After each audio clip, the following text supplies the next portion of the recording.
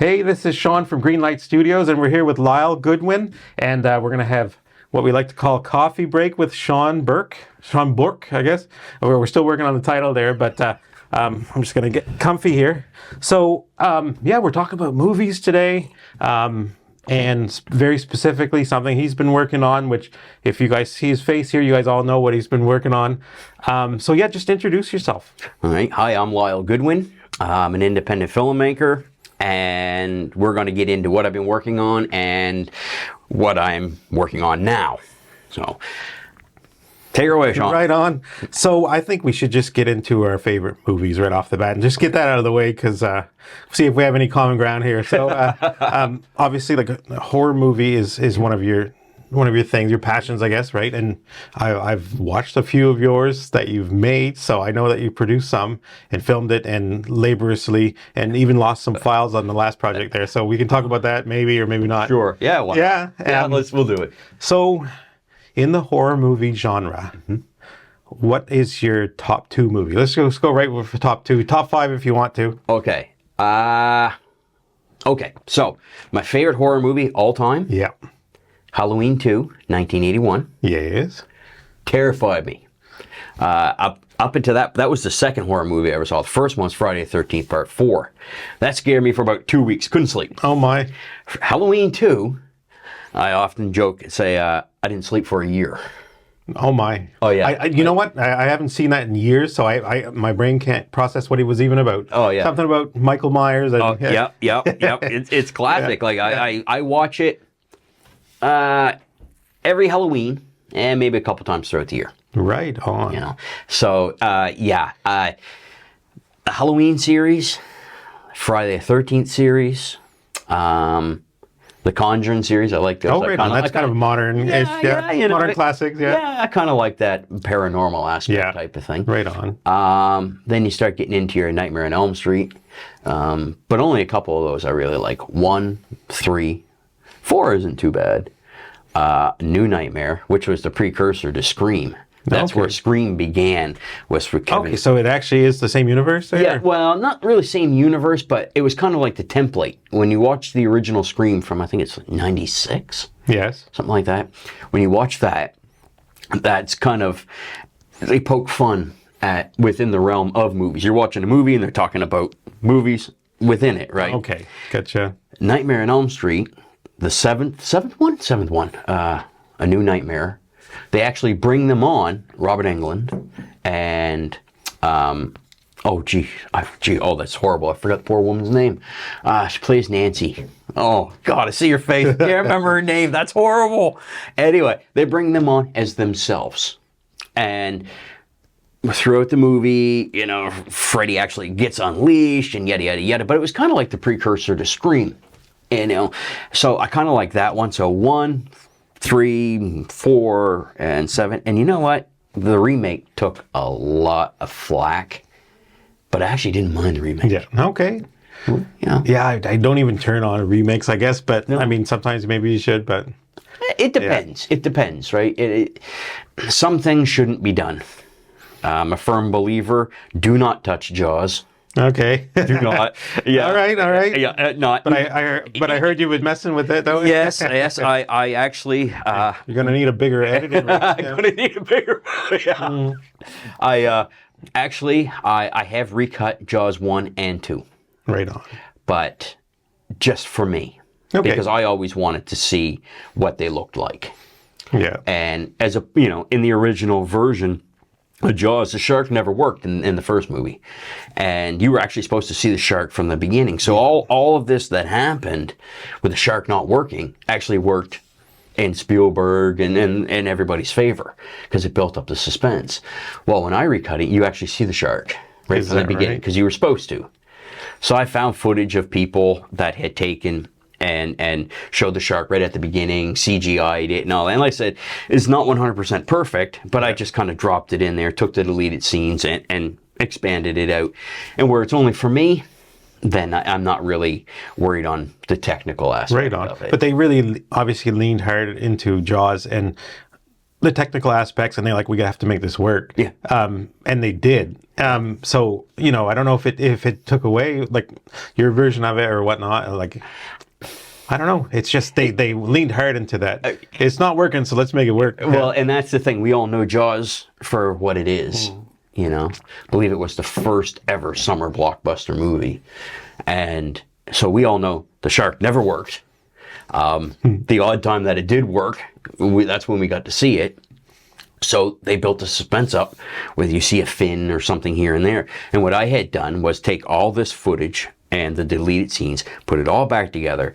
And since it's just, like I said, it's just for me, Yeah. then I just want to see how it looks. But no, yeah, I'll tell you right now, I haven't watched it yet, other than what I've seen as I've recut it. But I'll tell you right now, no. You're not going to call Steven Spielberg? No, I'm not going to call Steve-O, what's Steven. going on? Yeah, Steve, listen, I recut Jaws. Yeah. No, because I'll tell you right now, although what I have watched when I cut it, I can tell you right now, it's going to take from it. Okay. So, gotcha. yeah, it's just, we all know it. Everybody that loves the movie loves it the way that it is. Yeah. So when I recut it, it was just for editing practice, really, and my own curiosity. So does Jaws, it's qualified as a horror, I guess, or it's the starting of something new too, like Suspense thriller type of thing, maybe. Yeah. I've watched modern takes on the trailers, and I thought, gee, I want to go back go back and watch it again. But yeah, I don't know. I guess you could say maybe in a way, yeah, it's a suspense thriller. Yeah, and some would call it a horror movie. I don't. Yeah, I'm pretty jaded when it comes to that. So, yeah, I would leave it as a suspense thriller. What's that scene there where Hooper's like, it's a tiger shark, and there's always a guy, a what? And it's like that guy. What's up with that? What? A what? Like you can delete that scene. no, I kept that, but you know, it's classic. Yeah. It's classic, but that scene has been expanded. There was so much more going on in that scene that when I found the footage and I dropped it in, I was sitting there like, wow, like this is unreal. But when you watch that scene, and I'll see if I can find it, I'll do a screenshot and I'm going to send it to you. You see the Amityville Horror House in the background. Did you know that? I did not know that. No? You did. It's there on purpose? Like well, it's in the background, but I don't know if they actually... Because they shot it on Long Island. Yes. But it was obviously not Nantucket, but... somewhere along that area. Yeah. And... Cape Cod or whatever. Along those, because you look at the buildings and so forth, and they've got that feeling to them, right?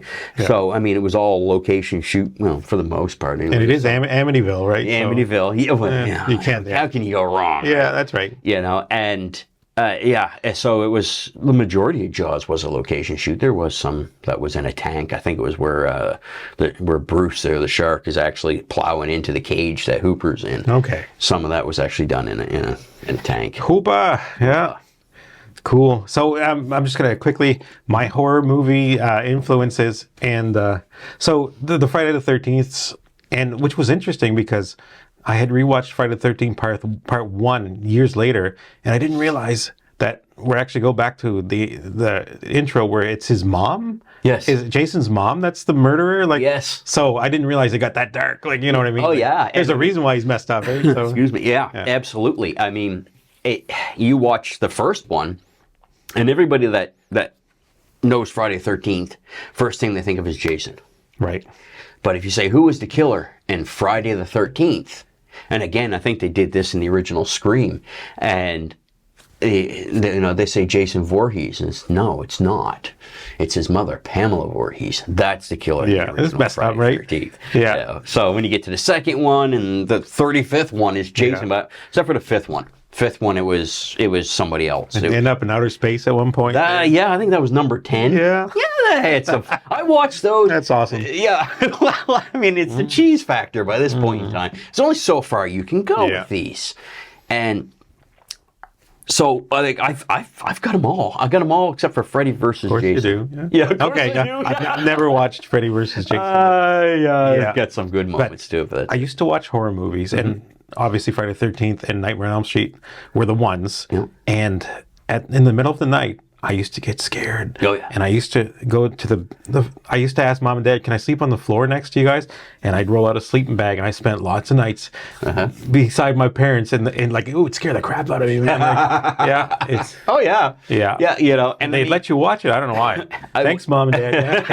Yeah, because we were all. I mean, honestly, early '80s. I was 7 or 8, right? And you were younger. I know you're a little younger than me. Yeah, Sure. I think you're a little younger than me. Well, we'll call that a draw. Yeah, there you go. We're kind of it's the same age. Next movie. Yeah, right on. So, your most influential movie of all time, any genre? What's like number 1, number 2? What really, set the standard? Oh boy. You know what? Yeah. I have favorite movies within Yeah. favorite genres. Yeah. But what movie really inspired me to want to make movies? Well, I can tell you, Sam Furstenberg, the director of some of the most iconic 80s and 90s. Name a couple. Yeah. American Ninja. Yeah, I've heard of that one. Yeah. Yeah. He did 1 and 2.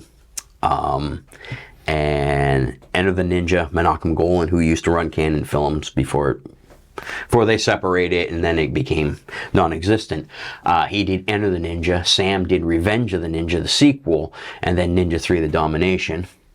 So Sam Furstenberg would be one of the ones, and he's within the top 3. Well, actually, Okay.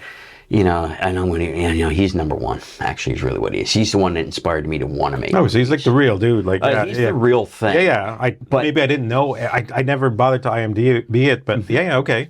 But there is an iconic shot, and I don't know why. My mother had taken me to see Rocky IV at the Odeon Theater. Sweet. I was there. I remember when I'm cutting you off here. No. When Rocky won, the audience got up and clapped in the theater. Yeah. It was that awesome. It was wild. Yeah.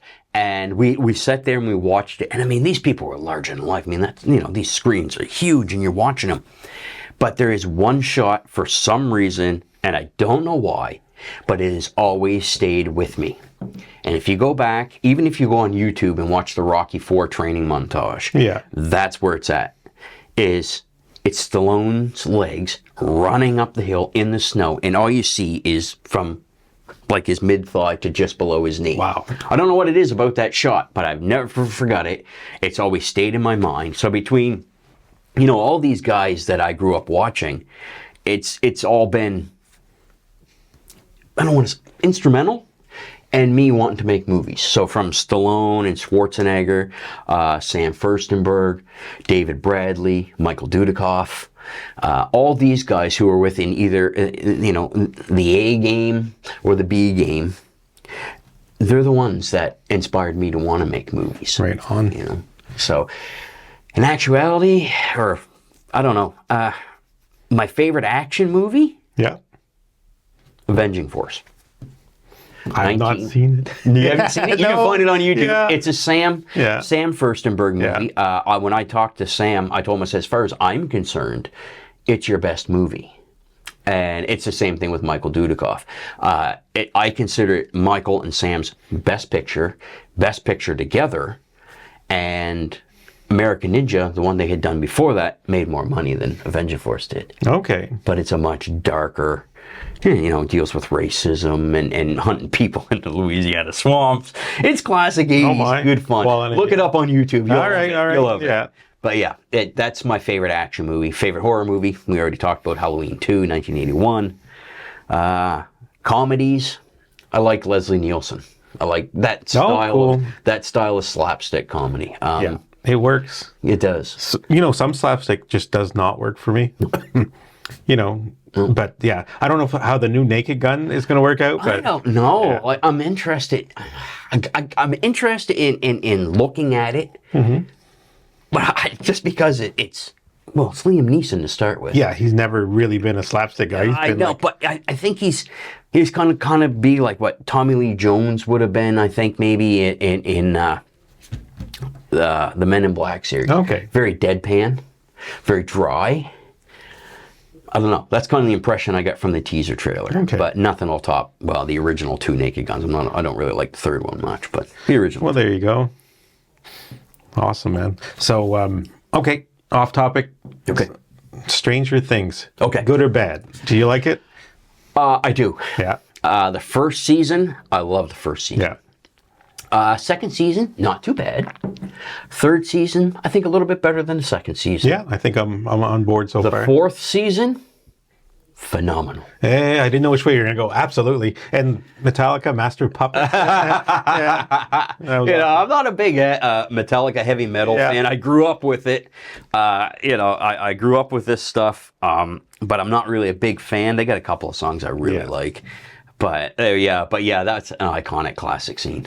Yeah. And so eventually we'll get another season. I guess it's announced. Yeah. Coming soon apparently. So Not soon enough. Okay. I'm really interested. the kids are all grown up. Well, that's the thing. You can only go so far. And we started with these guys when they were children, and now they're young adults.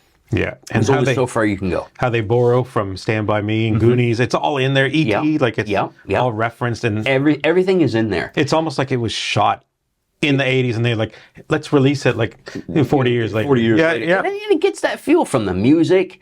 I mean, I've heard some of the music that they play in it, and I've gone and put it on while I'm doing stuff around the house, and I was like, I'm going to find that, and I found it, and click, got it blasting through my headphones, and I'm going back through memory lane. But yeah, Stranger Things, I really do enjoy. Yeah. It tickles the old nostalgic bone there, yeah? Yeah, it does. Especially when you get older. Yeah. So let's go right into American Ninja, and you can tell everybody what you've been up to with that, and yeah, let's talk about that. Okay. American Samurai. What did I say? What's the difference? Yeah. Well. American Samurai. American Samurai. Sorry, Sam. Yeah. Shoot. Okay. It's all right. It happens. American Samurai, filmed in 1991 in Israel. Yeah. Released in 92. Went straight to video. Directed by Sam Furstenberg. And it starred David Bradley, who was the second American Ninja. And Mark Dacascos, who went on to do, this was like his first big breakout role. And he went on to do, oh God, so many things. That's the guy from Iron Chef, is it? Yeah. And he was in, I think it was the third John Wick. Okay, wow. Yeah. Don't tell anybody, but I have yet to watch any of the John Wicks. Same. I haven't seen any of them. Yeah. TV. What are you going to do? Right. Just too busy doing everything else. That's right. I had, when the movie came out, and of course, I'm a big David Bradley and Sam Furstenberg fan. And when the movie came out, I watched it, but it always felt a little bit disjointed. It was still entertaining, but it just didn't feel right. And throughout the years, as the internet and stuff progressed, I began to see, some podcasts Sam had done. He talked about, American Samurai was the only movie in his entire career that was not what he wanted. He always had Final Cut to a degree. Some movies ran a little bit longer, so the studio would say 90 minutes, 95 max. We can get it in the theaters more times than a day. And we can just we can play them 2 or 3 times a day in between this time frame and this time frame. You start pushing 2, 2.5, it's once a day. And so that would be pretty much his only, So American Samurai, he cut it in Israel after they were finished shooting while he was shooting a TV show. And they sent it off to LA, and sometime later, he got invited to go see it. So he went in and they showed it to him, and it was completely removed from what he originally had done. They put a love scene in that was never part of it. Oh my. They shot a whole new entire opening with a plane crash. They split scenes up. They broke continuity. They just totally ruined the movie. And once I saw it, knowing everything that they had done, there was no going back. And I thought, I want to be the one to get there and fix it. And it was only ever supposed to be just for him. I was going to put it up on an unlisted link on YouTube, say, happy birthday, Sam, thank you for being an inspiration. And that was it. And it went from there to worldwide. Sweet. And the last time I checked, I checked this morning, I think we were like almost 80,000 views, something like that. That's awesome. Within just a couple of months, a month and a half. The final cut from 92 or whatever year, why didn't he couldn't go back and do more. It was already... That was it. It was like the studios. That's it. Yeah, okay. Yeah. And, I mean, we can't even find the footage now. Yeah. I've emailed all over the world. We kind of thought maybe in a lab somewhere still in Israel. I tried there. I was on the phone for almost an hour with Photochem in Burbank, California. We can't find it. So when you're trying to recut the film, I'm cutting from an uncut copy of the movie where the graphic violence is still there, because even that, for the North American domestic release, they trimmed that apart too. So the first time I saw the uncut version, I saw it on YouTube and I was floored. I mean, we're actually seeing everything. And I thought, wow, this is wild.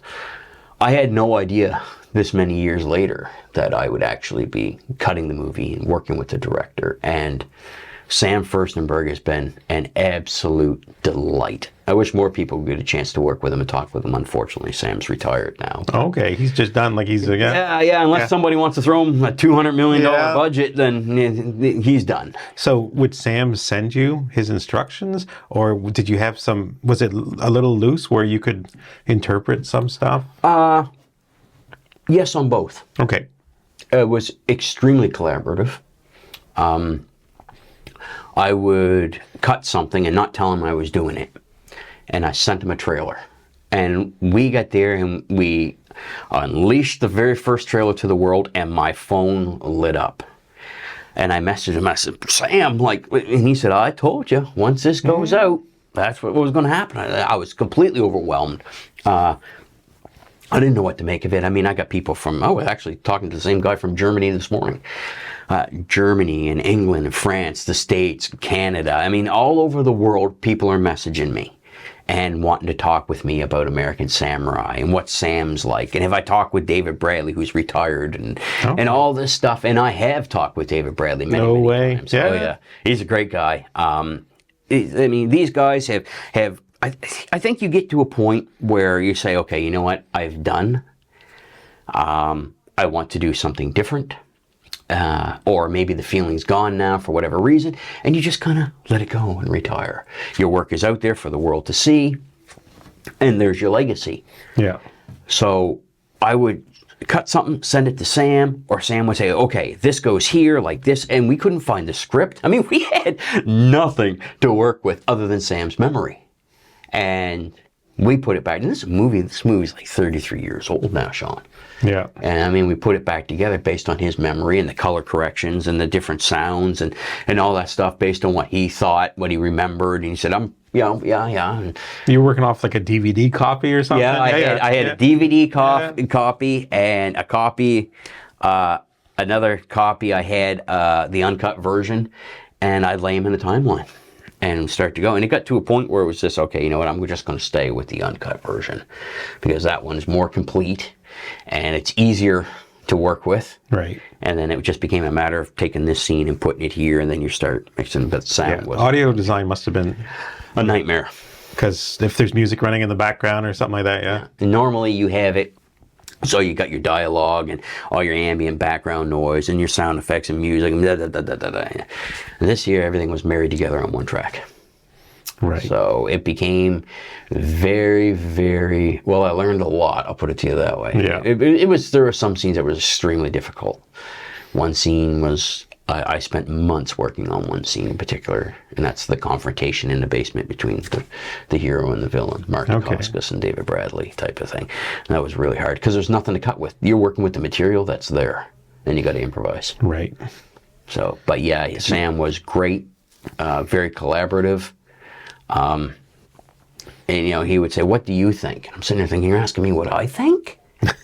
Like, it don't matter what I think. You're the man. You're the legend. I'm just here, sir. Thank you. Just even for acknowledging me, right? You know? So, yeah, it was an amazing experience. But you guys found your footing and you guys... Yep. Oh, yeah. So you gained some confidence and... Oh, yeah. Yeah, because you would have to, or... Yeah. Well, I mean, like, I'm used to working in a much smaller budget field. And by doing this, all of a sudden, it's elevated me up into a bigger budget type of filmmaking and stuff like that.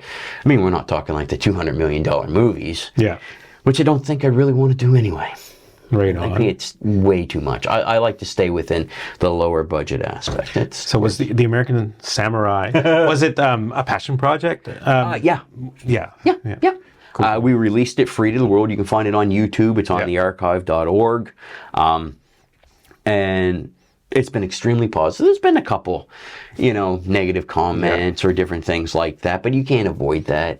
It is what it is. So when you're connecting to an audience that would watch that, you're connecting to people that's over 40 or something like that, that, would have a connection to that era of movies probably. Yeah.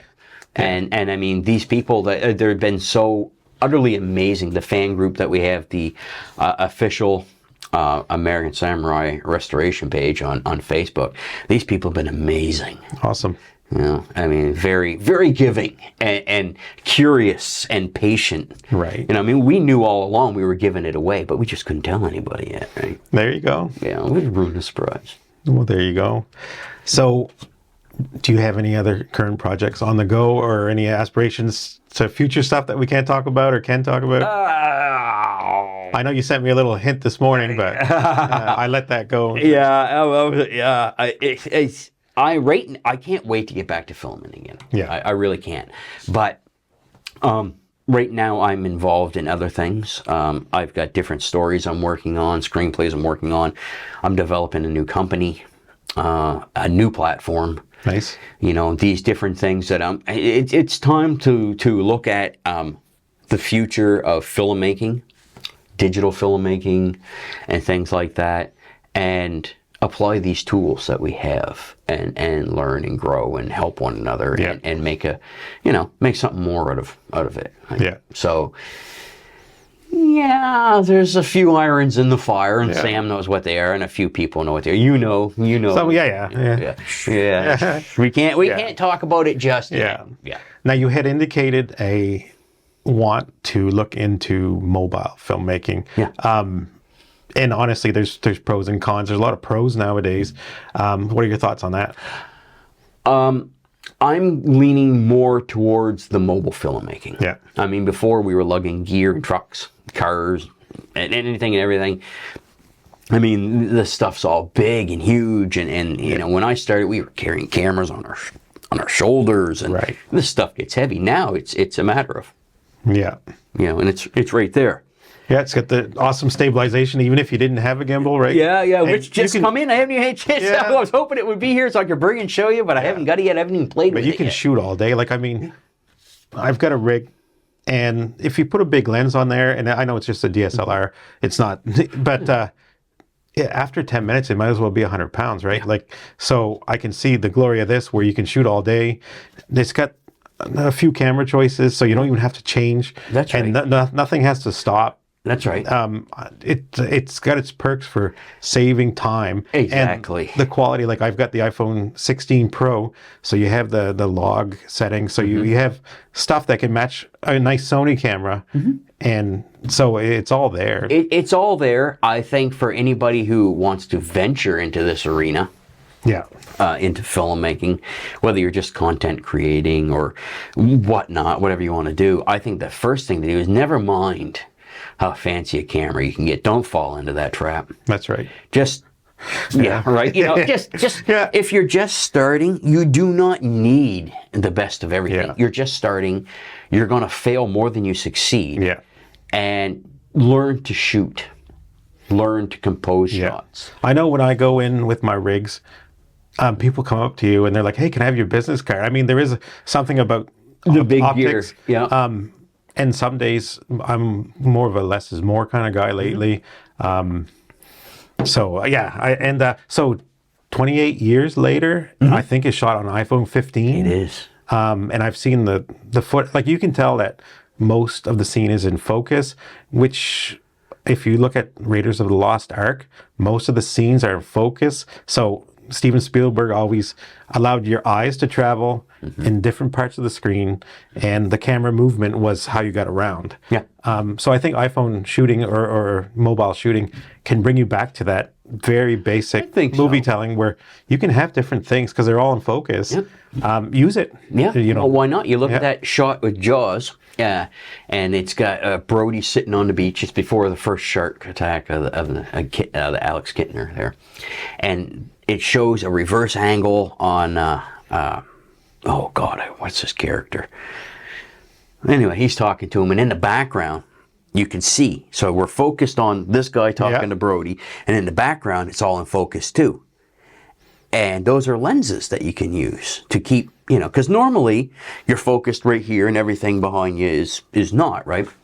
So I think it's a personal choice. I think economically it is a wise move. And as a personal choice, depending on what you're doing, if you are shooting digital, learn all formats. Why not? If you have the opportunity to learn the different things, then go for it, right? And find out for you what works best for you.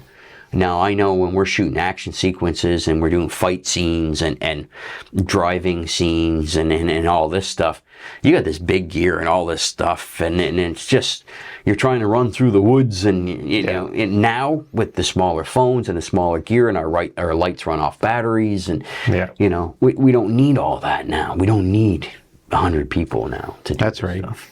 And it's easier. I prefer it, actually. Yeah, and you won't have to worry about missing focus. That's right. It's pulling focus all the time, and it's if you want to shoot in that regard, or in that way. Now there are apps out there, the Filmmaker, and then there's Blackmagic. Yeah.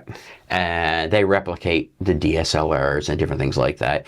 And when you download and install them into your phone, then it takes over and allows you, so it becomes just like you're using the Absolutely, and total control, and all you gotta do is stick an ND filter on there, and that's it. Yeah, your aperture and focus and all that stuff. So for me, I think that's the route I'm going to go for so many other different things, and I'm going to give it a try. It takes the brain out of the camera, and it puts you into the game. That's right. Where you don't have to be a gear monkey, and you know what I mean? Like, it's when you're doing independent and you're working within X amounts of dollar range, everybody's doing 100 things anyway. Yeah. And so you're lugging gear and you're filming and you're acting and then all this stuff. And by the time the day is done, you've carried this stuff around all day long, and it's heavy, it's bulky. Yeah. I'm going to try it on mobile. Now I got this project I'm working on, and it got funded. So, but the funding's kind of weak, but I'm going to be operating 2 cameras. One's going to be maybe with some motion. The other one's going to be on a tripod. I'm going to be operating the mics. Okay. Probably I'll be having headphones, and then I'm responsible for the lights. So I was like, there might be a little budget to hire an assistant that can, but anyway, a one man, like DP or whatever, this guy, I guess. So give a shout. I'll come do it. There you go. I'll come give you a hand. There you go. You understand French? Yeah. If you translate it. I know like 3 words maybe, but Yeah. So we'll keep on reusing those 3 words. You'll be fine. Yeah. Bonjour. Tabarnak. Yeah. Yeah. But no. Well, I've done it. Yeah. I've done it. Anybody starting out, anybody working within, content creation or whatnot, I think it's smart to learn all this stuff. Yeah. I've actually had to go shoot scenes by myself and play multiple characters and know how the camera's got to be, how it's got to be focused. Yeah, I've seen some of your rotoscoping or whatever you call it there. My brain can't, So you can, I can IMDb you, and I see that you actually acted in a few films. And what was that like? Finding Joy was a short movie, and the girls were great. Right on. Oh yeah, they were fantastic. It was a positive experience, and I mean, God, we did that a long time ago, and so that was a fantastic. It was a little drama. Yeah. Fantastic. How did you get into that, man? Well, it goes back to that saying. I guess it's who you know. Okay, cool. And it was just friends of this one and that one, and they said, well, would you like, come? It was only a small little part. Yeah. Yeah, sure, why not? I got the time right at the moment to just kind of slip in there and shoot this small little scene and whatnot. And so, yeah, that was fun. South of Heaven, that was a feature. That was my first feature, and that was rough. And I swore I would never, ever do it again like that. I would, let's see how you talked about wearing all the hats. Yeah. Yeah. I mean, most of my productions have been wearing all the hats, so I'm actually oddly comfortable with it, but it's guerrilla friggin' shooting, Yeah. Yeah. And when it's one thing to spend, a day or two or a week or a month doing this, but when you start spending years. Yeah, which is where you're at on some of your projects. Yeah, it's a real nightmare. You know what I mean? Yeah, it is. I mean, South of Heaven took 8 years. Nightmares took your life. 4 or took the rest 6. of your life. Yeah. Took 4 or 6, and then we went back and started to do reshoots because the work print just, excuse me, wasn't 100% what I wanted, and that's when everything crashed. Yeah, so you literally crashed your hard drive, and oddly, the backups, everything crashed. The only thing that was saved was the work print. Okay. And that was hidden on YouTube on an unlisted link, and I had sent it to some of the people involved in making the movie to see what they thought.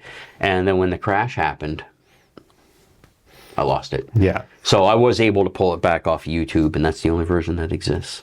Yeah. So I never released it. I took the financial loss on it, and said, well, I'm not going to release this because this isn't what I wanted. Where we were going was absolutely fantastic. Yeah. But I did redo the script, and you might hit it again, eh? Yeah. Sucker. Yeah. I bet I you know what? I made a promise to somebody that I would finish it, and God willing, hopefully, I'll get a chance to go back and do it again, because I don't quit easily.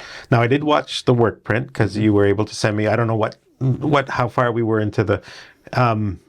And one thing that stood out is I really liked your acting. You know what I mean? I know there were some good actors in there too, but I think that, that's one thing. Yeah, I mean, I get this. I don't have that acting gene, so I can't turn it on or off unless I'm playing myself. Then I can play a dude or something. Hey, what's up, bro? That's me. That's like in real life. Well, thank you for the compliment. I'll give you that quarter later. There you go. That's what I get.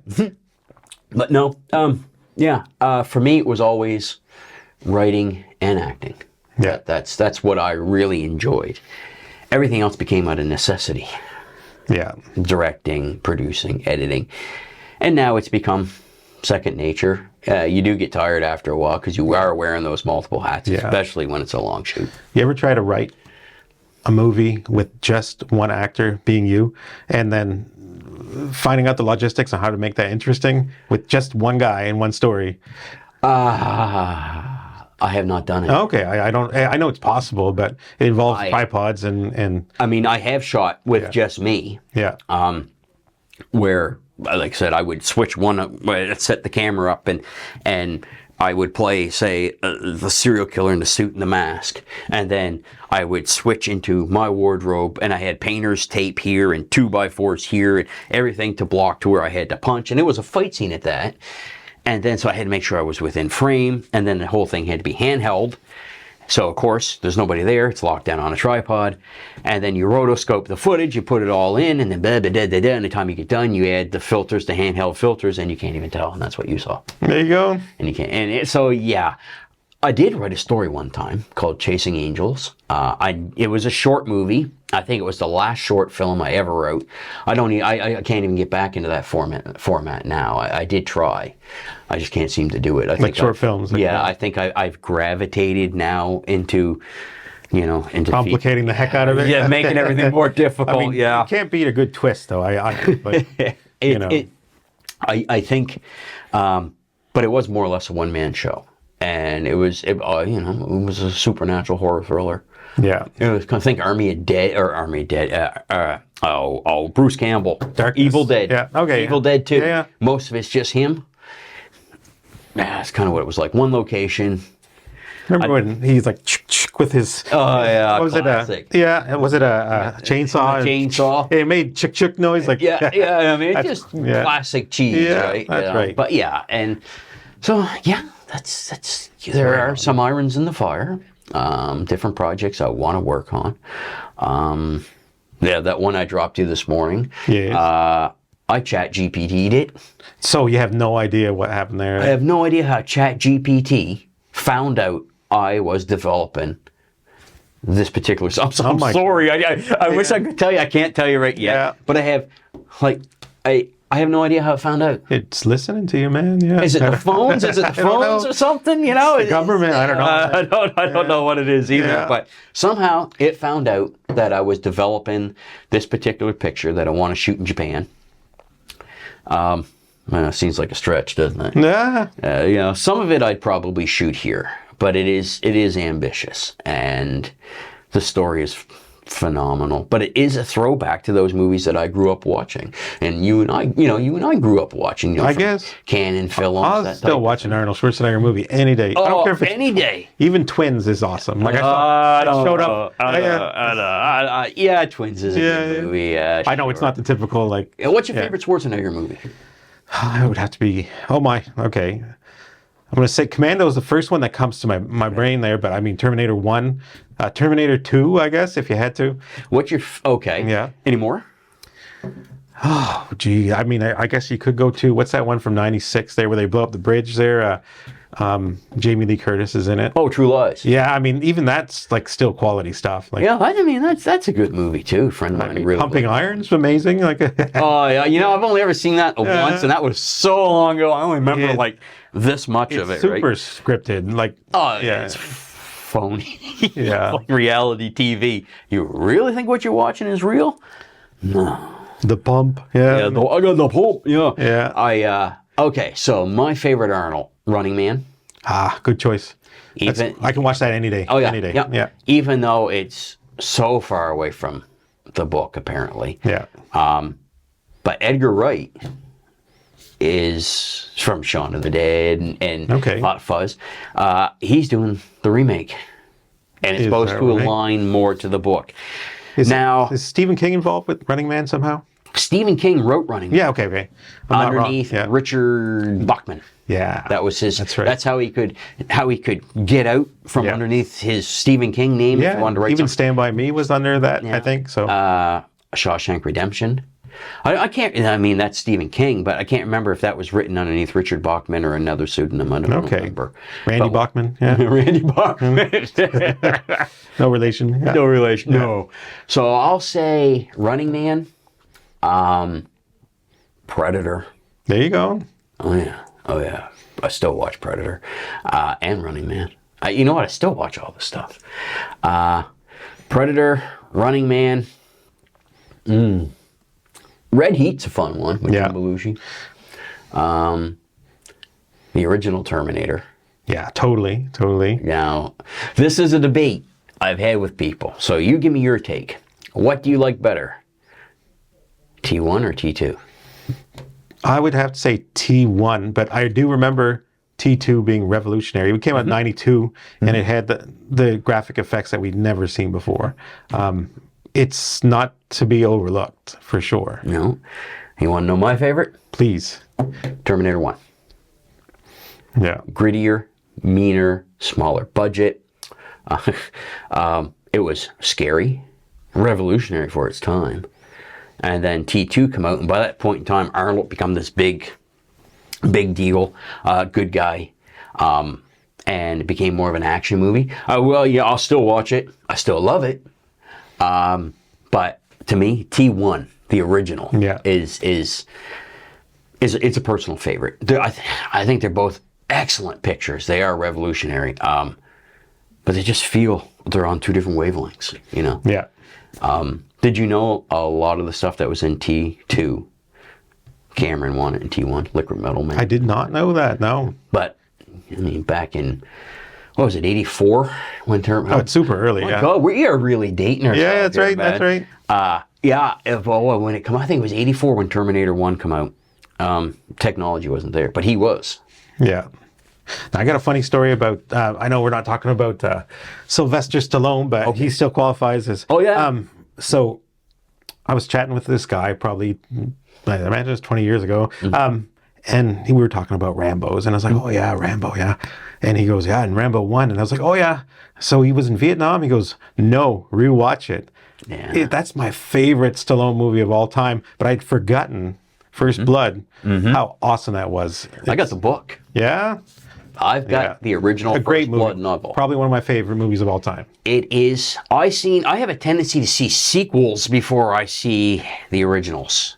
I've seen all the Rockies before I seen the original Rocky. I was 30 by the time I seen the original Rocky. Is that right? If you come, and I mean, I'm in like 12, 13, 14 when I think it was Rocky 4 come out. So what does that tell you? And I seen Rambo 2 before I seen the original First Blood. First Blood, classic movie. No kidding. Yeah, I mean, the backstory and yeah. Stallone is the godfather of the action genre. He figured it out. Yeah. He knew how to do it. Definitely takes a time. And honestly, when the movie was released, that stuff was current about Vietnamese and the Vietnam War and the veterans coming back and being treated like that. It's a slice of time that. And I mean, it's every one of the Rambo films dealt with current events, something going on. Yeah. So you had First Blood, where he comes back home from Vietnam and how he's treated.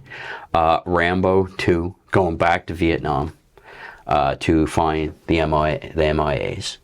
Rambo 3, the Afghan War between Russia and the Afghans. Rambo 4. Which is visceral as heck. And it's like 80 minutes or something of just utter... I've seen the director's cut of it.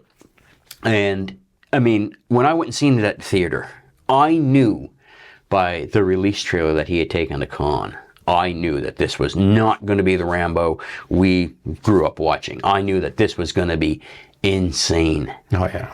And when I went and watched it at the theater, when that was done, my ears were still ringing.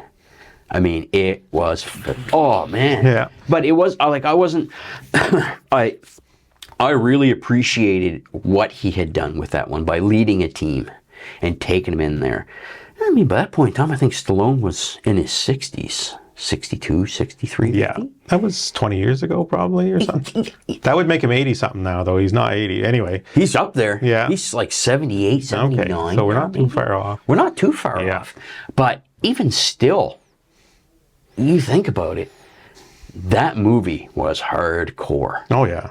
And if I honestly have to say, my favorite is the fourth one. Wow. No, I mean, I get it. 4, 2, and 1.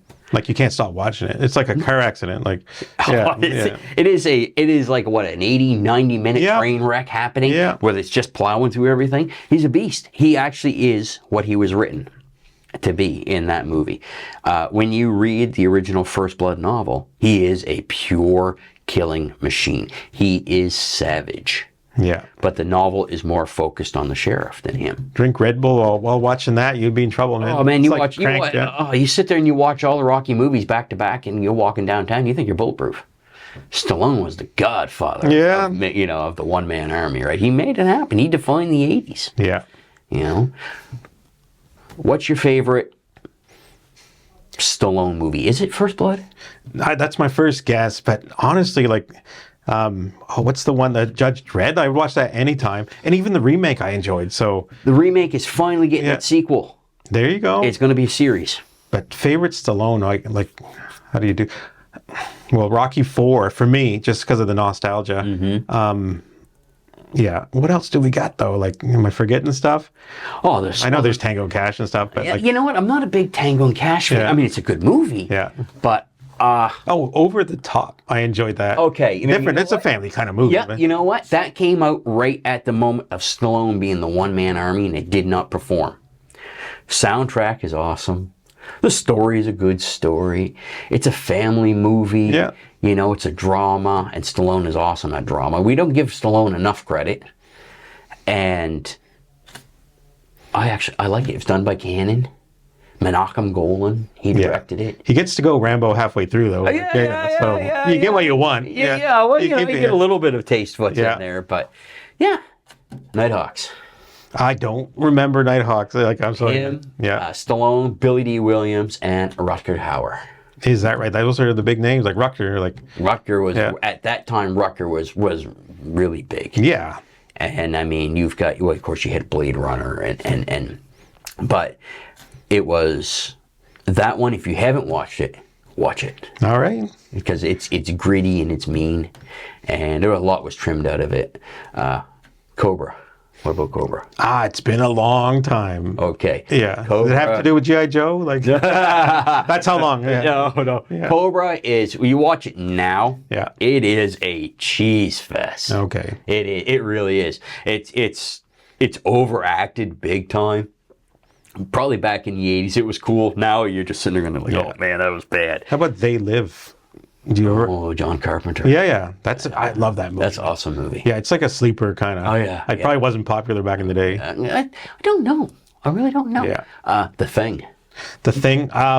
Which one? Yeah. Yeah. The Carpenter's Thing. I did not get into. I didn't even get into Blade Runner, to be honest. I know. Really? Oh yeah, I'm really gonna. You're gonna kick me out of the podcast here in a minute. No, well, you know what? The Blade first- Runner, I can fall asleep at. Yeah. I think a Blade Runner. Well, there's so many versions of it. Yeah. Like, it's true. you know, what is there, like 7 or 8 versions Of the original. Of the one. original. Yeah. I'm still trying to find the original cut that was released with the voiceover and that. But at the time when Blade Runner came out, I mean, it's Harrison Ford, it's futuristic, flying cars and all this stuff. All right, it was not like Star Wars. I was very disappointed. Yeah. And it took years, and even then I put it on and I fall asleep.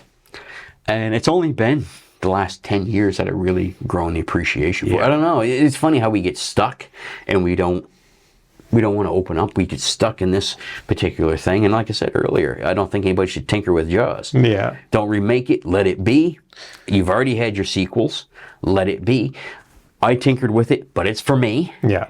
I'm going to watch it and then probably delete it. There you go. You know, but yeah, Now Blade Runner gets it right on that anamorphic widescreen look. Like it's gorgeous to watch. There's no doubt. Like I think that's the standard for anamorphic look with the flares that are going sideways and yeah. I mean, it looks like a cartoon on the sides and everything. It kind of feels like it, don't it? Yeah. It feels like you're set into some futuristic world on a different planet. It was groundbreaking. It didn't perform, but it had a cult following. And I mean, I watched the second one. What is it? Blade Runner 2049. Okay, I did not watch that. Go watch First Blood. Seemed like Total Recall, the remake. I couldn't get in too much into it. Go watch First Blood instead. Yeah, Go back there you and go. sit down and watch it. Yeah. That's my take on the new Mm-hmm. Blade Runner that came out here a few years ago. Total Recall. I knew what I was getting into. If I know what I'm getting into beforehand, then I'm fine. Yeah. You know. Oh, sorry about that. If I know what I'm getting into beforehand, then I'm fine. So with the remake to Total Recall, I knew and I enjoyed it. I thought it was pretty well done. Right on. Yeah. You know, I find for me as long as I know going in, Yeah. but the holy grail for me Here we in go. terms of editing, okay, the holy grail for me is Stallone's Cobra. Is that right? I cannot find the work print. I don't know if Stallone's got it in a vault and it'll never see the light of day, but it was over 2 hours long. The release version's like 86 minutes. It was much more graphic. They cut it down for graphic violence, and then they cut it down more in terms of running time so they could play it more in theaters, because it was going up against Top Gun, the original, Okay.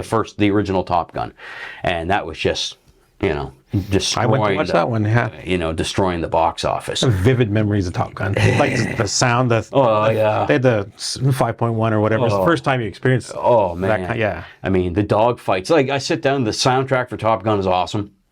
I have not seen the new one.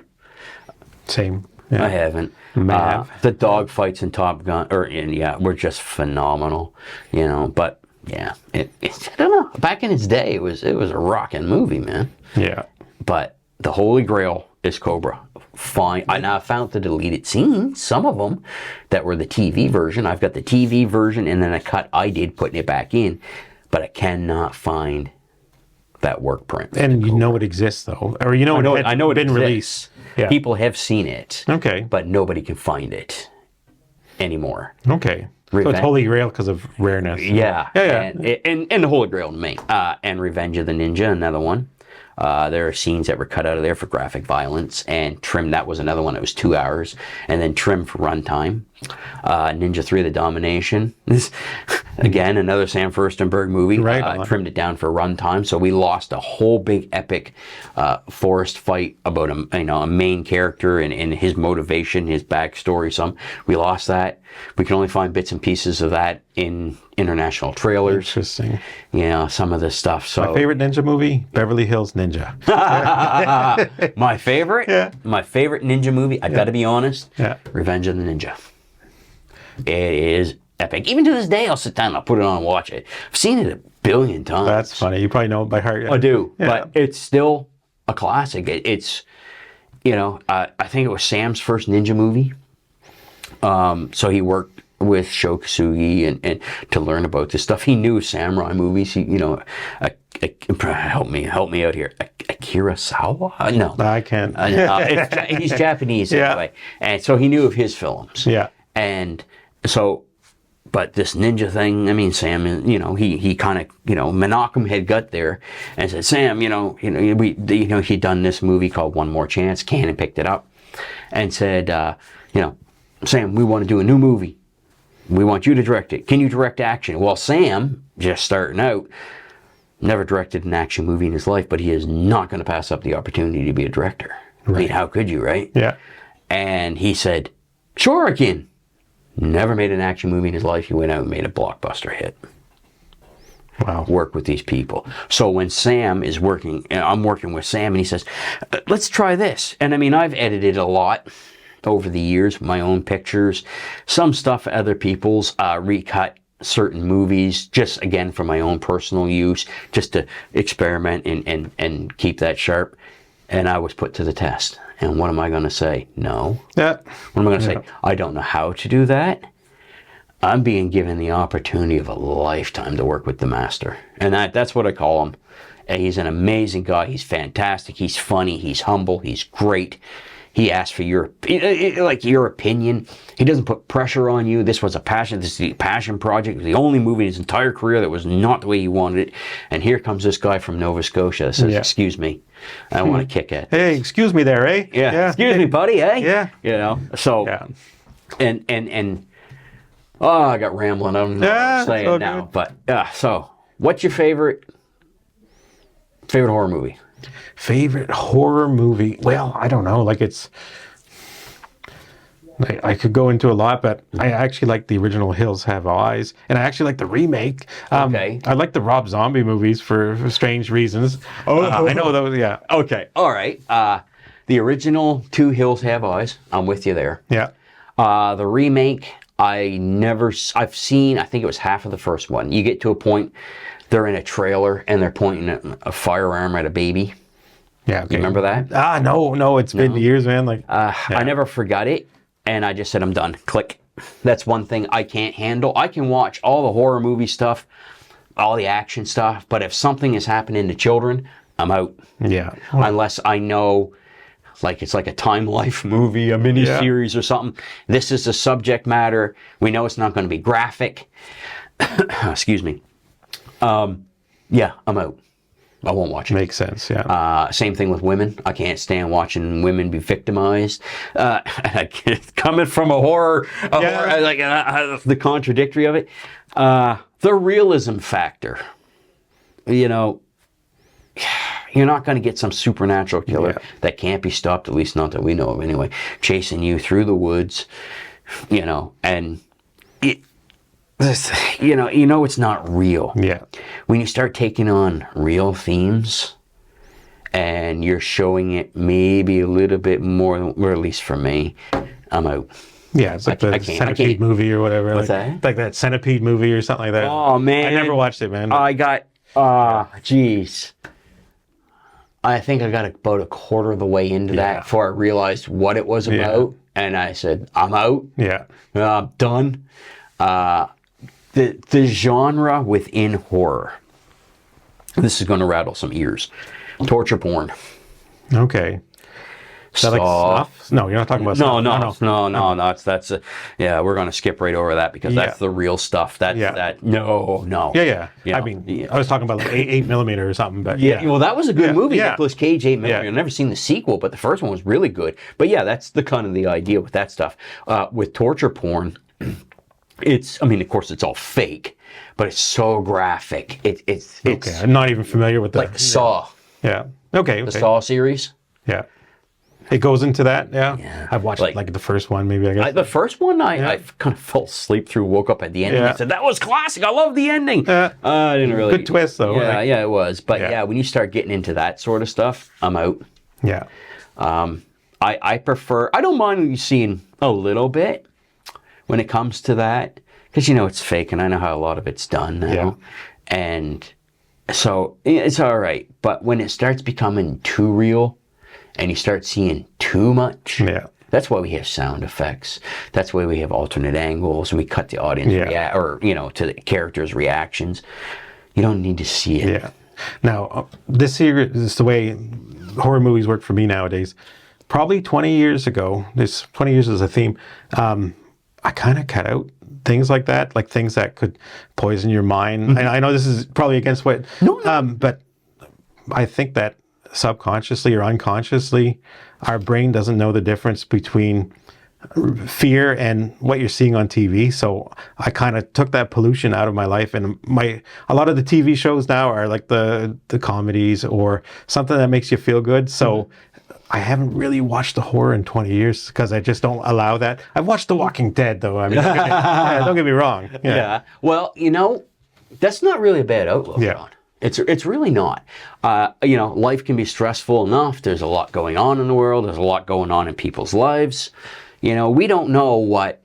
I mean, we're going on a complete. I know. Kind of deep here. That's my 2 cents, right? No, but no, it's all right. We don't know what every individual we encounter in a run of a day is going through. Put on a brave face to get through the day, but we don't know what they're like when they go home, how depressed or sad or what's going on in their life that they're dealing with. So for you, and I'm not saying you're any of those, but for you, if you choose not to have that element in your life, there's nothing wrong with that. Yeah. Same thing with music, any type of art form. I don't care if it, TV, movies, books, paintings, whatever. If anybody chooses not to gravitate towards that, that's fine as far as I'm concerned. We don't have to have, just because I like a particular genre of movie and you don't, doesn't mean we can't be friends. That's right. We can't. It's not like politics, right? I want to get out of that one too. Let's go hide in the corner. That's right. But and that's fine. And I think a lot of people don't understand that, can't rationalize the idea that you have an opinion and I have an opinion, and that's your truth and it works for you. This is my truth and it works for me. Yeah. And it doesn't mean we can't have an open discussion. And I think a bigger take on what I'm trying to describe is like the effect of the fight and flight hormones and the effect scary movies can have on the body. Like I think sometimes you carry that with you. I think if it's done right, I think when you leave the theater, or back in the day when you left the theater, if you turn the channel and it kind of stays with you, I think they've done their job. Yeah. I've watched some movies and I am hard to scare, man. That's right. I am. I truly, truly am. But The Conjuring actually has jumped me. There you go. But I kind of like the supernatural horror as well. The Conjuring series, the Amityville horror, that type of thing. I can gravitate towards that. There's some supernatural effect that it's. It kind of almost in a way, even though they supposedly are made on about true stories. There's kind of that fantasy aspect with it. It's a break from reality. Yeah. So if it's kind of maybe reality based, that's no good for you. You kind of just say, okay. Yeah, I suppose. However, and this contradicts everything I just said. I've been filming a paranormal series lately, following girls like speaking to spirits and stuff like that. And I'm not necessarily 100% invested. I'm more of the camera guy, and I don't necessarily allow myself to get involved, or connect Right. or whatever. I'm just totally the gear guy, and I film some good footage for them. So, Yeah. But yeah. Well, and you know what? That's a job. Yeah. There's nothing wrong with that either. Everybody got to eat. Everybody got to work. For actors, a lot of times we take on something that, well, it pays the bills. Yeah. That's the profession, right? That's Yeah. what you do. It isn't always going to be, the greatest thing in the world. And going in, oh man, this was made on $1.98, but it's going to, it's going to pay. So I got to go do it, right? Well, I think this is our natural cutting off time. Okay, sir. We ran out of time, but we can definitely come back and we can talk about Star Wars someday. I don't care, I'd like love to. if you're in this or whatever. But Yeah, let's do it. continue this conversation. Absolutely. So I'll leave you with a fist bump, bro. Boom. All right. And we'll pick up someday, and we'll either stick to a subject or not stick to any subject.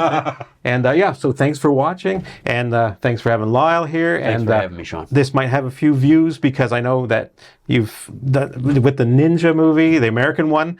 Yeah. American Samurai. Yeah, Ninja Samurai. I'm going to keep on messing that up. No, it's But all right. no, it's okay. it's- We'll all forgive you. Okay. I don't know, man. You got a tough audience. Anyway, thanks for watching, and thanks for See you in the movies. see you in the movies.